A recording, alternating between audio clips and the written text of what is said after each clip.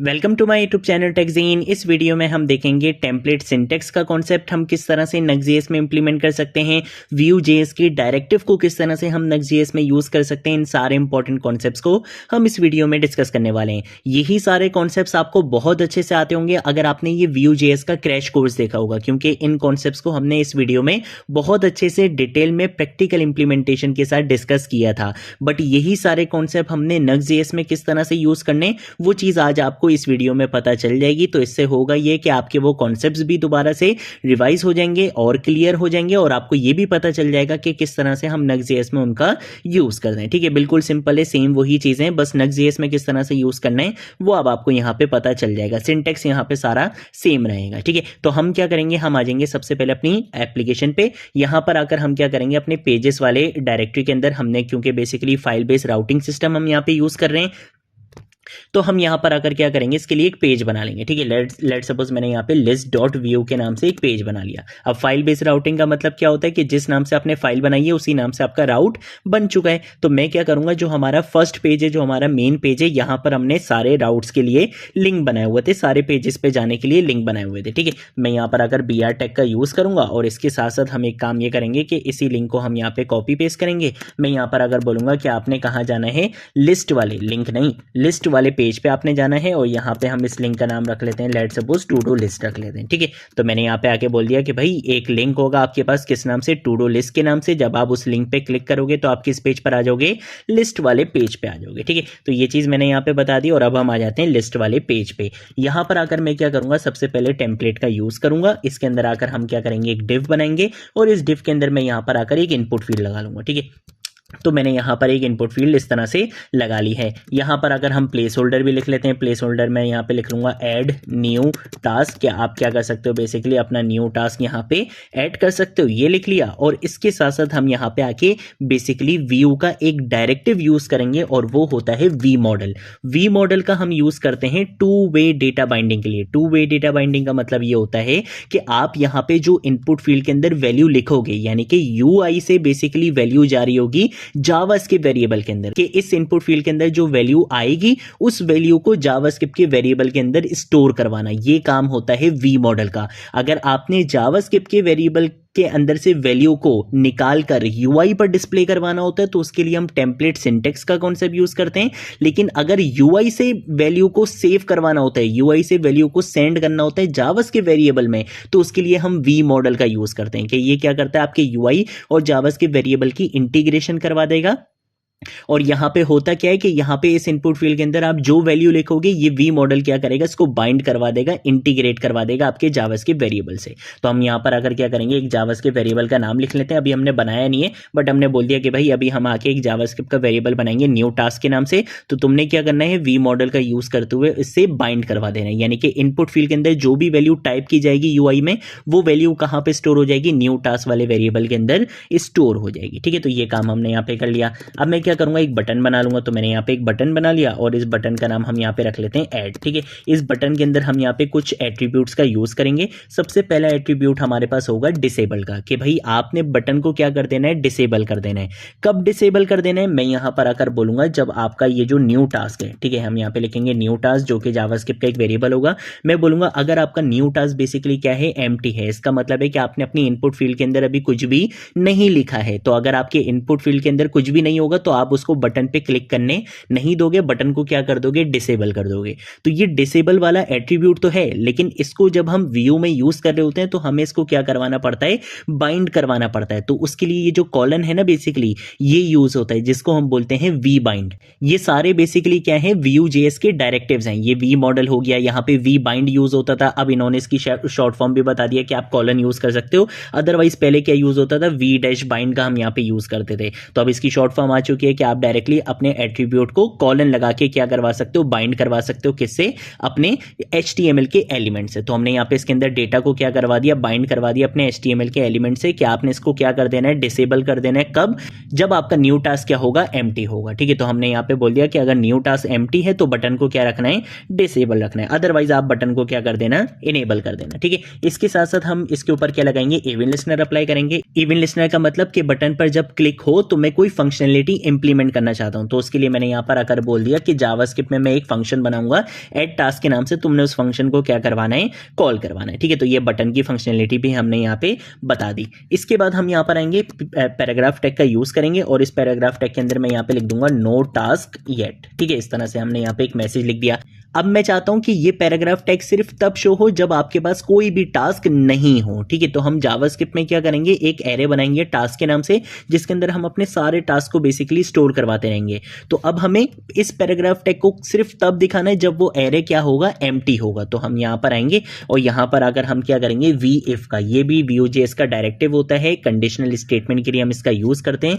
We if का हम यहाँ पे यूज करेंगे। तो मैं यहां पर आऊंगा, यहां पे आके मैं लिखूंगा कि अगर टास्क डॉट लेंथ, ठीक है, तो उसके लिए हम यहाँ पे लिखेंगे टास्क डॉट और लेंथ, कि अगर टास्क की लेंथ बेसिकली क्या है, 0 है। ठीक है, तो मैं यहां पर अगर लिखूंगा 0, क्योंकि टास्क बेसिकली क्या है, एक एरे है। अगर उस एरे की लेंथ क्या है, 0 है, इसका मतलब है कि उस एरे के अंदर कुछ भी नहीं है, कोई एलिमेंट उस एरे के अंदर नहीं है। तो मैं बोलूंगा कि इस पैराग्राफ टैग को आपने सिर्फ तब दिखाना है जब इस टास्क की लेंथ क्या होगी, 0 होगी। ठीक है, तो हमने यहाँ पे किसका यूज करा, वी इफ का यहाँ पे यूज करा। ठीक है, देन उसके बाद हम यहाँ पर आएंगे, यहाँ पर आकर हम क्या करेंगे, यूएल टैग का यूज करेंगे और इसके अंदर आकर मैं किसका यूज करूंगा, वी एल्स का यूज करूंगा। कि भाई वी इफ में तो मैंने बता दिया कि अगर टास्क की लेंथ 0 है तो आपने ये दिखाना है, लेकिन अगर टास्क की लेंथ 0 नहीं है, इसका मतलब है कि टास्क के अंदर बेसिकली टास्क अवेलेबल हैं, एलिमेंट्स हैं, तो फिर क्या दिखाना है। तो उसके लिए हम यहाँ पर आएंगे, यहाँ पर आकर मैं बोलूंगा कि आपने क्या करना है, li का यूज करना है, यानी कि लिस्ट आइटम का यूज करना है। और इस लिस्ट आइटम के अंदर मैं यहाँ पे अप्लाई करूंगा v4 का, क्योंकि मुझे पता है कि भाई टास्क के अंदर बहुत सारे टास्क हो सकते हैं, तो उन सारे टास्क के लिए मैं li हर बार अलग से नहीं लगाऊंगा, बल्कि हम यहाँ पे किसका यूज करेंगे, v4 का यूज करेंगे, जो कि क्या करता है, आइट्रेशन के लिए, लूप के लिए हम जिसका यूज करते हैं। यहां पर आकर मैं वैल्यू बताऊंगा, तो वैल्यू के लिए हम यहाँ पे इस तरह से पैरेंथेसिस यूज करेंगे। मैं एक वेरिएबल का नाम बता दूंगा टास्क, और इसके साथ साथ हम यहाँ पे आके एक हमें की यूनिक वैल्यू देनी होती है, तो उसके लिए हमने यहाँ पर आकर यूज कर लिया इंडेक्स का। ठीक है, अब ये अप्लाई किसके ऊपर करना है, ये अप्लाई हमने करना है टास्क वाले एरे के ऊपर। तो हमने यहाँ पर आकर लिख दिया कि टास्क वाले एरे के ऊपर ये li बेसिकली क्या कर दो, इंप्लीमेंट कर दो। ठीक है, तो ये li बेसिकली इसके ऊपर इंप्लीमेंट कर दिया जाएगा। इसके अंदर आकर हम यहाँ पर आकर क्या करेंगे, अपनी की डिफाइन करेंगे कि की हमारी क्या है, की हमारी है बेसिकली इंडेक्स, जिससे बेसिकली ये क्या करता है, इस li को प्रॉपर वे में आइट्रेट करेगा। ठीक है, ठीक है, तो इसको आइट्रेशन के लिए एक यूनिक की चाहिए होती है, वो यूनिक की हमने यहां से इसको प्रोवाइड कर दी है। ठीक है, अब हम आएंगे इस li के अंदर, यहां पर आकर हम क्या करेंगे, टेम्पलेट सिंटेक्स का यूज करेंगे। मैं चाहता हूं कि जो भी वैल्यू इंडेक्स के अंदर चल रही है वो भी यहां पे दिख जाए, और जो भी वैल्यू आपके टास्क के अंदर है वो भी यहां पे दिख जाए। ठीक है, तो उसके लिए मैं यहां पर आऊंगा, यहां पर आकर मैं लिखूंगा कि इंडेक्स, और उसके बाद मैं यहां पे लिख दूंगा +1। इंडेक्स की वैल्यू हमेशा 0 से स्टार्ट होती है, लेकिन मैं चाहता हूं कि जब आपके टास्क डिस्प्ले हो तो उसकी जो नंबरिंग हो वो 1 से स्टार्ट हो, तो इसलिए मैंने यहां पे रख दिया इंडेक्स +1। ठीक है, उसके बाद मैं चाहता हूं कि नंबरिंग के बाद डॉट आ जाए, तो मैंने यहां पे डॉट लगा लिया, और उसके बाद हम यहां पे टास्क की वैल्यू को डिस्प्ले करवाना चाहते हैं। तो टास्क के नाम से हमारे पास ये वेरिएबल बना हुआ है, इसकी वैल्यू को यूआई पे दिखाना है, तो हम यहां पे टेम्पलेट सिंटेक्स का यूज करते हुए हमने बोल दिया कि टास्क की वैल्यू को जरा यहां पे शो करवा दो। ठीक है, तो ये काम भी हमने यहां पे कर लिया है। अब ये जो जावास्क्रिप्ट के वेरिएबल्स हैं, अब इसका भी काम कर लेते हैं। हम जरा यहां पर आएंगे, यहां पर आकर हम किसका यूज करेंगे, स्क्रिप्ट का यूज करेंगे। यहां पे हम सेटअप फंक्शन का यूज करेंगे, कॉम्पोजिशन एपीआई पर काम कर रहे हैं हम।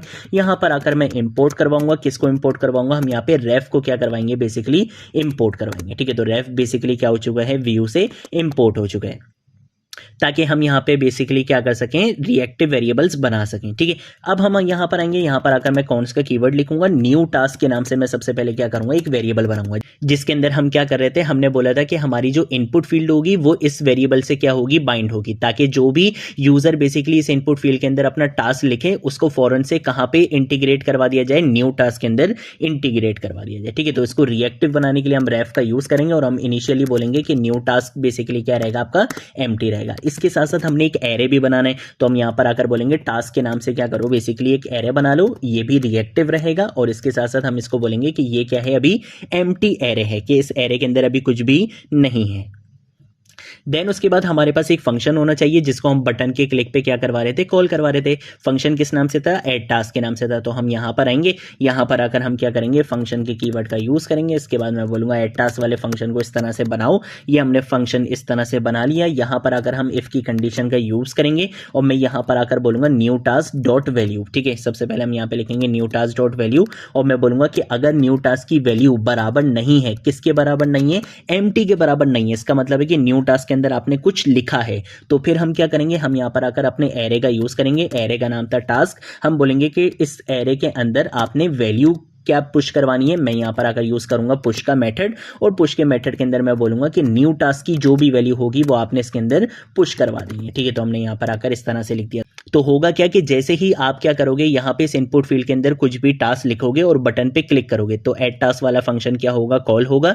और ये क्या करेगा, ये बेसिकली आपके न्यू टास्क की वैल्यू को ऐड करवा देगा, पुश करवा देगा किसके अंदर, आपके एरे के अंदर। फिर इसके अंदर क्या होगा, एरे के अंदर आपके इस तरह से टास्क आते जाएंगे। ठीक है, तो ये मैंने यहाँ पे बोल दिया। और जैसे ही आपका टास्क ऐड हो तो हम यहाँ पे न्यू टास्क की वैल्यू को क्या कर देंगे, एम्प्टी कर देंगे। तो हम यहाँ पे आगे बोलेंगे न्यू टास्क डॉट वैल्यू को क्या कर दो, एम्प्टी कर दो। इससे बेसिकली क्या होगा कि जैसे ही आप एक टास्क ऐड करोगे आपकी इनपुट फील्ड क्या हो जाएगी, एम्प्टी हो जाएगी। ठीक है, तो ये चीज भी हमने यहाँ पे कर ली है। अब मैं क्या करूंगा, कंट्रोल से सेव करूंगा, npm run dev की कमांड का यूज करूंगा ताकि हमारी एप्लीकेशन यहाँ पे रन हो। मैं अपनी एप्लीकेशन को यहाँ पे आपको ओपन करके दिखाऊंगा। तो अब आप यहाँ पे देख सकते हो कि मेरे पास मेरी एप्लीकेशन आ चुकी है। टू डू लिस्ट के नाम से लिंक है, मैं इस लिंक पे क्या करूंगा, क्लिक करूंगा और यहाँ पर आकर हम इसको एक बार रिफ्रेश करते हैं। देखो ऐड न्यू टास्क इस तरह से आ रहा है। ठीक है, अभी देखो ये बटन डिसेबल है। बटन को डिसेबल कैसे करा था हमने, वी बाइंड का यूज करा था, जो कि Vue.js का एक डायरेक्टिव होता है कि आप अपने डेटा को आपने HTML के एलिमेंट्स के साथ क्या करवा सकते हो, बाइंड करवा सकते हो। तो हमने यहाँ पे डिसेबल वाली एट्रीब्यूट को बाइंड करवा दिया था हमारे इस एलिमेंट से कि बेसिकली अगर न्यू टास्क की वैल्यू अभी एम्प्टी है, क्योंकि न्यू टास्क के अंदर अभी कुछ भी नहीं लिखा हुआ, तो ये बटन को क्या करेगा, डिसेबल करेगा। ठीक है, फिर मैं यहाँ पर आऊंगा, यहाँ पर आकर जैसे लेट सपोज मैंने यहाँ पे आके लिख दिया, लेट सपोज मैंने यहाँ पे Vue.js लिख दिया। अब जैसे ही न्यू टास्क की वैल्यू अपडेट हुई, यहाँ पे देखो बटन क्या हो चुका है, इनेबल हो चुका है। यहाँ पे अभी क्या दिख रहा है, no task yet. No task yet क्यों दिख रहा है, इसका रीजन ये है कि आपका जो एरे है वो अभी क्या है, एम्प्टी है। आपने देखा था हमारा एरे अभी क्या है, एम्प्टी है। एरे के अंदर वैल्यू कब आएंगी, जब ये वाला फंक्शन क्या होगा, कॉल होगा। और ये फंक्शन कब कॉल होगा, जब मैं बटन पे क्या करूंगा, क्लिक करूंगा। ठीक है, तो देखो अभी एरे के अंदर कुछ भी नहीं है, जब ये जो VF है यहाँ पे ये वाली कंडीशन ट्रू हुई हुई है, जब ये दिखा रहा है नो टास्क येट। लेकिन जैसे ही मैं यहाँ पर आकर इस पे क्या करूंगा, क्लिक करूंगा, तो देखो यहाँ पे आपकी वो जो इंडेक्स की वैल्यू हम यूज कर रहे थे, वो इंडेक्स की वैल्यू भी यहाँ पर आ चुकी है। आपका टास्क भी ऐड हो चुका है। यहाँ से हमने टास्क को रिमूव करने का कहा था, जिसमें मैंने यहाँ पे फंक्शन की जो लास्ट लाइन लिखी थी कि न्यू टास्क की वैल्यू को एम्प्टी कर देना जैसे ही न्यू टास्क हमारे एरे के अंदर ऐड हो जाए। और जैसे ही एरे के अंदर ऐड हुआ तो देखो अब यहाँ पे लिखा हुआ नहीं आ रहा नो टास्क येट, इस तरह से अब आपके जो टास्क हैं वो एक्चुअल में आपको यहाँ पे दिख रहे हैं। और अभी यहाँ पे न्यू टास्क के अंदर कुछ भी नहीं लिखा हुआ, तो देखो बटन क्या हो गया, डिसेबल हो गया। तो इस तरह से बेसिकली हम काम कर सकते हैं। लेट सपोज अगर मैं यहाँ पर आकर एक और लिखता हूँ, मैंने यहाँ पे लिख दिया Nuxt.js, यहाँ पे ऐड करूंगा, देखो यहाँ पे आपका टास्क ऐड हो गया। फिर ठीक है, फिर जैसे लेट सपोज मैंने यहाँ पे JS लिखा, मैं यहाँ पे ऐड करूंगा, देखो हमारा टास्क यहाँ पे ऐड हो गया। तो इस तरह से बेसिकली हमने काम किया है। तो हमने यहाँ पे जो कॉन्सेप्ट यूज करें, वो कॉन्सेप्ट हमने कौन कौन से यूज करें, एक बार हम यहाँ पे क्या कर लेते हैं, इसका जरा क्विक रिविजन कर लेते हैं कि हमने कॉन्सेप्ट कौन से यूज करे। हमने यहाँ पे यूज करा सबसे पहले तो वी मॉडल का, जो बेसिकली क्या कर रहा था, आपके यूआई से डेटा को ले रहा था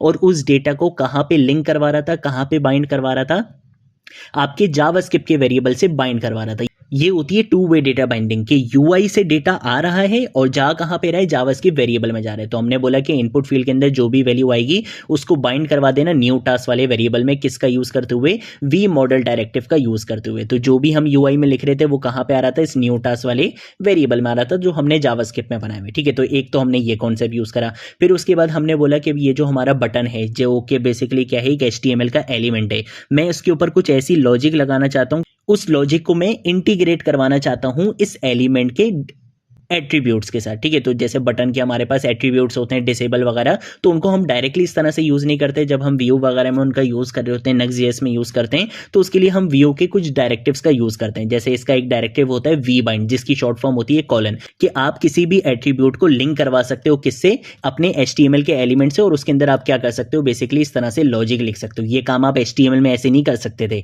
लेकिन हमने व्यू के डायरेक्टिव का यूज करते हुए देखो कितना ईजिली कर लिया कि हमने यहाँ पे अपने एट्रीब्यूट के अंदर यहाँ पे लॉजिक लिख दी कि अगर न्यू टास्क के वेरिएबल के अंदर कुछ भी नहीं लिखा हुआ तो बटन को क्या कर दो, डिसेबल कर दो। लेकिन अगर कुछ लिख दिया तो फिर आप क्या कर सकते हो, बटन पे क्लिक कर सकते हो। इस पे इवेंट लिसनर का कॉन्सेप्ट यूज करा और हमने बोला कि जब बटन पे क्लिक होगा तो आपने किस फंक्शन को कॉल करवाना है, ऐड टास्क वाले फंक्शन को कॉल करवाना है, जो क्या करेगा, आपके न्यू टास्क की वैल्यू को ऐड करवा देगा आपके टास्क वाले एरे के अंदर, और न्यू टास्क की वैल्यू को क्या कर देगा, एम्प्टी कर देगा। ठीक है, तो ये काम हमने बटन पे करा था। फिर हमने बोला कि एक पैराग्राफ टैग है, इसके अंदर हमने एक टेक्स्ट लिखा नो टास्क ये, ठीक है। ये सिर्फ तब शो होगा जब आपका एरे क्या होगा, एम्प्टी होगा। तो कंडीशनल रेंडरिंग करनी थी, कंडीशनल रेंडरिंग के लिए हम वीएफ का यूज करते हैं जो कि बेसिकली व्यू का डायरेक्टिव है। फिर उसके बाद हमने बोला कि भाई ये तो कंडीशन हो गई कि अगर आपका एरे एम्प्टी है, लेकिन अगर एरे एम्प्टी नहीं हुआ, उसके अंदर बहुत सारे टास्क हुए, तो उन टास्क को मुझे दिखाना था लिस्ट की फॉर्म में। तो मैं रिपीट तो नहीं करूंगा, मुझे नहीं पता कि भाई 100 टास्क होंगे, 1000 टास्क होंगे, तो मैं क्या 100 और 1000 LI लिखूंगा? नहीं भाई, इस तरह से नहीं होता।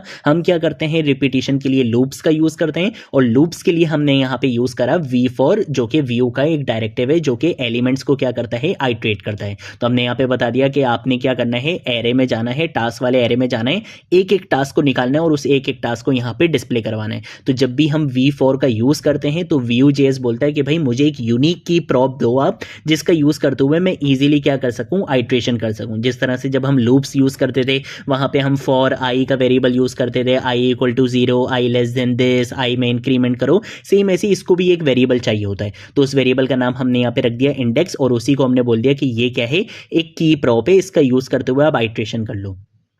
फिर हमने क्या करा, हमने बोला कि भाई जावास्क्रिप्ट के वेरिएबल के अंदर जो वैल्यू है उसको यूआई पे डिस्प्ले करवाना है। तो उसके लिए हमने यहाँ पे टेम्पलेट सिंटेक्स का यूज करा कि जावास्क्रिप्ट के अंदर जो भी वैल्यू है वो आपने यूआई पे डिस्प्ले करवानी है। तो हमने यहाँ पे इस तरह से डबल कर्ली ब्रेसेस, जो कि टेम्पलेट सिंटेक्स का कॉन्सेप्ट है, हमने उसका यूज करते हुए हमने अपनी वैल्यूज को डिस्प्ले करवा दी। ठीक है, तो ये बेसिकली हमारे पास कॉन्सेप्ट होता है व्यू डायरेक्टिव्स का और टेम्पलेट सिंटेक्स का, जो कि ये सारे कॉन्सेप्ट्स हम बहुत अच्छे से डिस्कस कर भी चुके हैं Vue.js के क्रैश कोर्स में, और इस वीडियो में भी हमने देख ली है। ठीक है, तो ये थी हमारी आज की वीडियो। अगर कोई चीज़ नहीं समझ आए, नीचे कमेंट सेक्शन में पूछ लेना, सोशल मीडिया अकाउंट्स पे पूछ लेना, मैं ज़रूर आप लोगों को रिस्पॉन्ड करूंगा।